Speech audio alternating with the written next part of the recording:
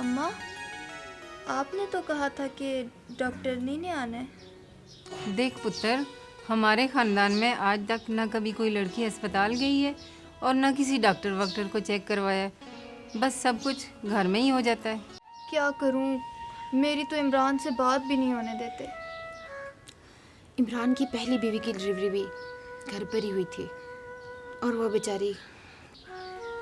तुम ऐसा करो, तुम ये मेरा ख़त इमरान को पोस्ट कर देना। ठीक है, मैं कर दूँगी। इमरान भाई,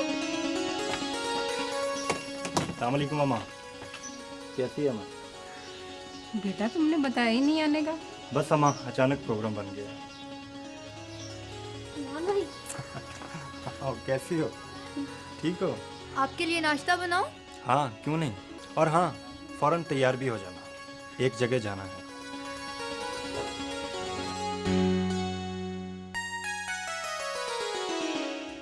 हमारी कौन पोती और बहू की जिंदगी। खैर मुबारक। वैसे इमरान, तुमने पहली दफ़ा कोई काम किया मुझे बताए बगैर। माँ, पहले मैं बच्चा था, इसलिए तमाम फैसले आप ही करती थी। अब मैं खुद एक घर का सरबराह हूँ। घर की हर ऊंच नीच पर नज़र रखना मेरी जिम्मेदारी है।